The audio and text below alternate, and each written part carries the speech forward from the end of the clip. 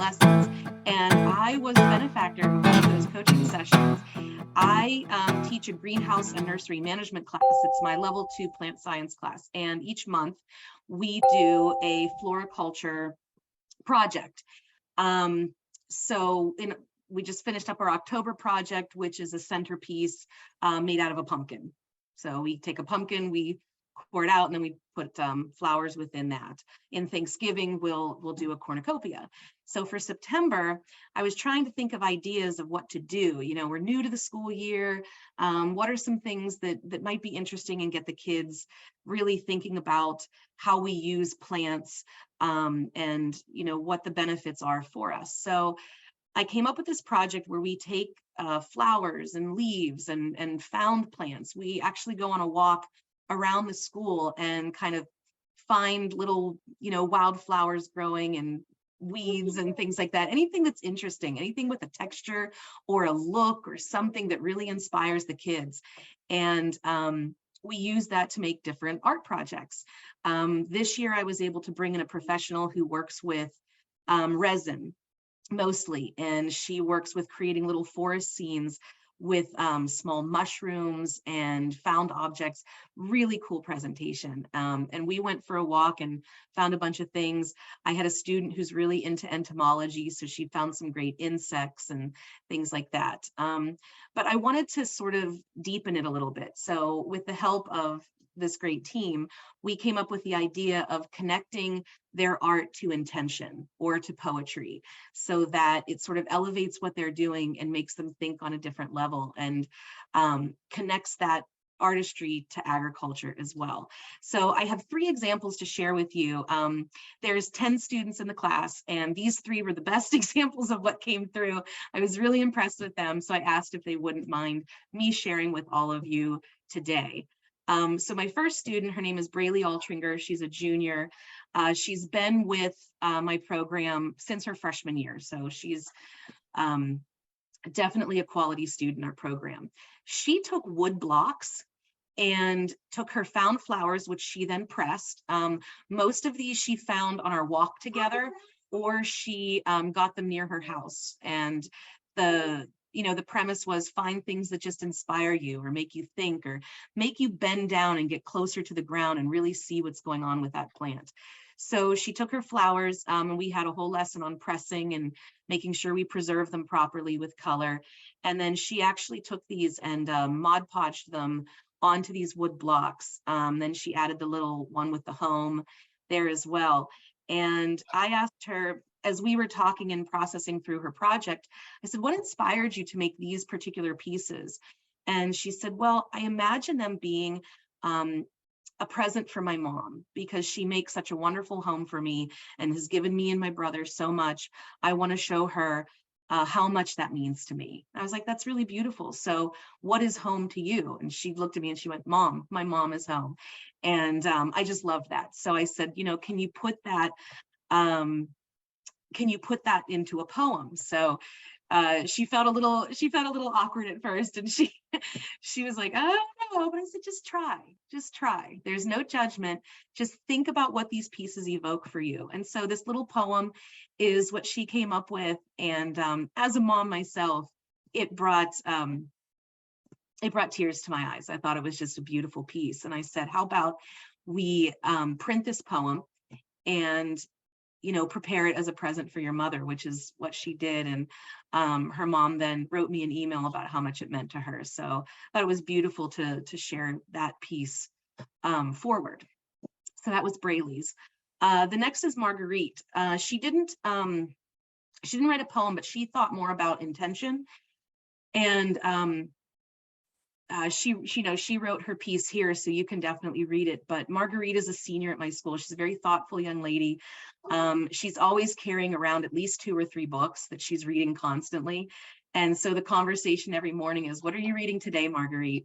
And she can go into every story and she loves it. So books inspire her. Books give her meaning and passion. So she designed a series of bookmarks that she was going to give away as presents with books. And the bookmarks were all themed towards the book itself. So she was using flowers and resin to show you know, sort of what she felt the book was about and to make it feel as part of the book. So this is just one of her examples that she gave. And she created her bookmark based on that. So if you look at the side of the resin, there's like half a heart. So it's kind of like a broken heart, and the book was kind of a heavy book. So she went with that a little bit. So I thought that was a really great piece too. And then finally, another senior of mine, Kelly Fox, she wanted to work in clay this year. And this was a new medium for us. So far we've worked in resin, candles, soap, and I can't remember the other one, and another one, but we added clay this year, and I was a little nervous to try, but I'm really proud that we did. So Kelly found some great wildflowers out on our walk, and she decided to find a poem. So she found a poem by this artist here. I encouraged her to reach out to this poet. So she did find a contact and emailed. We haven't heard back, but so she found a poem and sort of geared her art toward that as well. So these are some ideas that that my students came up with, and I wanted to share them with you. Moving forward, I have really enjoyed the added aspect of this project and what it brought to my students. It made them think a little bit deeper. As we move into November, our November floral design is a cornucopia centerpiece. And so what I'm going to do with that is starting next week with my greenhouse and nursery management class, I'm going to start to introduce the SDGs to them and the ideas of food insecurity. And before we develop these cornucopias that are a symbol of plentifulness and bounty, we're going to talk about what does plenty mean to people, not just us, but to many different people. So I want them again to think a little bit deeper and to be more direct about their art as they create it. So that's my little installment to share, and I just wanted to show that the coaching that I got over the summer had a huge impact on me, and then of course on my students. So it's meant the world to me and really helped me broaden this topic a bit, and it's been a great experience. So thank you for letting me share. At this time, then I will turn it over to Linda and Hiram, who are going to give you some resources on things that you could use within your classroom. So go ahead. Okay, I will tell you that I'm experiencing some interesting computer stuff going on my screen. So I have no control over my cursor, over my arrow at all. So I was thankful I could unmute. Let me tell you who I am and what I do. I am a refired school librarian, and when I say refired, I mean I'm still busy. You can take the girl out of the library, but you cannot take the library out of the girl. And so in my travels, I met Hiram LaRue, who has been central to me getting involved in this project and several other projects. And so I am a poet, and I am a poetry resource. And I will tell you something I did with my students. I would like to open with a poem. It's Marilyn Singer's poem, and it comes from a book called Follow the Recipe. And it's called Recipe for Understanding. Share bread, share histories, dense, chewy tales that take time to rise, crisp sketches as light as air. Share bread, share histories, loaves baked so long ago or served up fresh from the oven today. Share bread, bami, brioche, chapati, or lavash. Pass it around the table. Share the world. And so I wanted to highlight that because Marilyn is an incredible poet. But I want to tell you about a project I did, and then I will tell you what you're looking at here. I had 3 different sets of students publish 3 different books with a professional publisher. And how it started was I went to my principal and I said, I've got a bunch of poets and they'd like to write poetry about everything that they know. And I'm going to give them some subjects and they're going to write their poetry. And they did. Those of you who are not poets my experience with many teachers is they get afraid. But what I would say to the kids often was, okay, you guys give me 8 lines and some of them can rhyme and some of them don't have to. And after a while they would say, well, can we find a poem, a form that we could use? Could we find this? Could you show us? Really, they'll do it all by themselves. And that is the part that I love. So I wanted to introduce you to a couple of lessons. And I have a lesson for each thing you're looking at. So the first one is a carrot top garden. And I'm not going to tell you how to make a carrot top garden. You guys are all, I am the freshman here and you are the seniors. And so I'm happy to show you my resources, but this is called Kids Garden. And it's on the second slide. So Nicole, if you would be so kind as to get to the okay, so the Carrot Tops Garden comes from there. And they show you how to do a carrot top garden. And my idea is to, okay, so you've got these carrot top, this isn't showing, so I won't make you crazy. You've got these carrot tops and you've got a garden growing. And while it's growing, you check on it, maybe every day, maybe once a week, however long it takes. My idea is to once a week have the kids write a poem about what's going on in the garden and how they're going to share those carrots. The carrots you saw in the first picture were in a place I found in Maine. And last year, my farmer contractor brought me a bouquet of carrots as a gift for my birthday. He says, we don't give flowers, we give carrots. So I loved that, because how many people do you know are contractors and they also are farmers? Anyway, so the Carrot Top Garden is in there, and I thought that would be a fun thing to write a poem about. So you've got the community service type thing or the home piece, and you're growing something and you're writing a poem. Gardening for Children, this one came from the Brooklyn Botanical Garden, and they had one that was a popcorn garden. And I thought, who doesn't have popcorn? Some people don't have non-microwavable popcorn, but it's easily accessible. It's inexpensive if you had to go and buy a bag at the local grocery store to share it with the kids so that they could do it. And then I thought it would be fun to write a poem about the popcorn. Then I found one in a book called The Pumpkin Circle, and that resource I never knew in all the years I was teaching. It is a resource for for students who are challenged, and it's called the Captioned Media Program, and the link is there. This movie is so wonderful. It's narrated by Danny Glover, and it was in, as you can see, maybe you can't. No, you can't. I think it was 1997 he did it. It stands the test of time. The first link is a very sad in places, but it gives you an idea. It's free to teachers. So if you sign up for it, you'll be able to get it as long as you're working with students that are challenged in any way, autistic, visual, auditory, whatever, learning disabled, whatever it is, it's a free resource. So I was thinking, after listening to the poem, listening to the book and reading it oh so many times to my students, it has words in it if you wanted to do a found poem or a list poem. So my thought was I picked 3 forms that I thought were easily accessible to adults, because the kids will just write at will. They're amazing. They are spontaneous and amazing and creative. I worked with elementary school kids from K to 6 and K to 5 over time.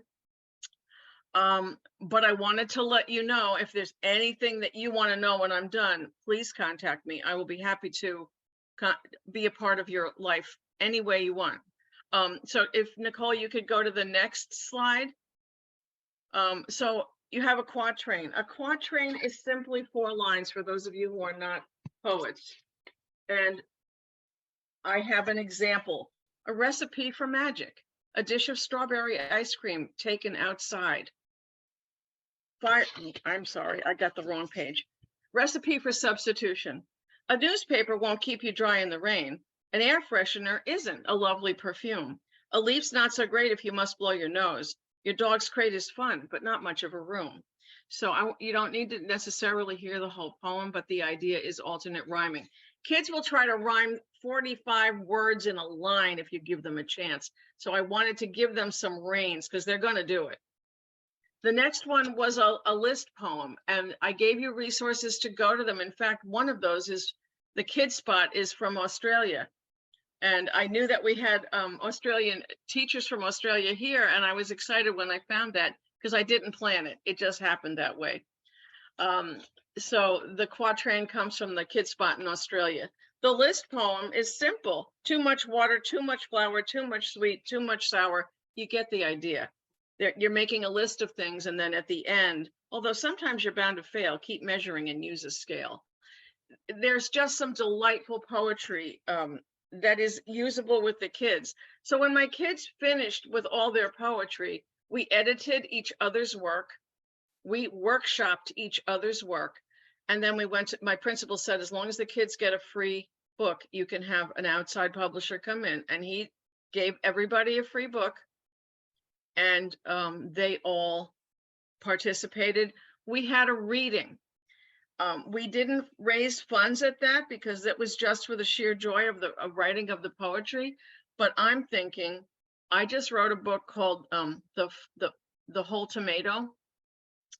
And I want to use that particular book to help raise funds for the local food pantry, because so many of my students would bring food to the food pantry, but they would also be getting, their mothers would be going once a week to get food from the food pantry, but they wanted to be a part of it. So my idea is to have the kids write, publish, and then sell the book in order to raise money, or have, you know, you would do that under the auspices of your authority in the classroom. And also have the kids contribute to Poetry X Hunger, because they can. There's a place there for young people to be a part of it. I also know that if you had a real ambitious book about your process, about what you're doing, Scholastic Publishing has a contest every year, and your classroom can enter the contest. If you win, they will publish the book and sell it on Scholastic all over the country.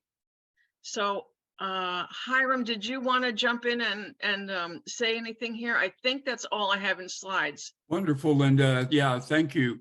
I'll post here a couple of things, but I must say, I'm not a K-18 teacher.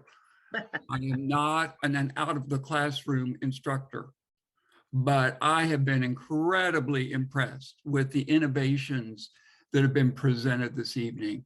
Ways of bringing the arts to bear in the learning environment in ways that will, I call it, juice up the discussion and the learning experience. So hopefully you folks agree that this has been just an amazing smorgasbord of ideas. So for those of you who have lasted, and I think almost everyone who joined us this evening are still on, we wanted to offer just a little bit of, I don't know if you'd call it a prize or what, but I'll post this in the chat.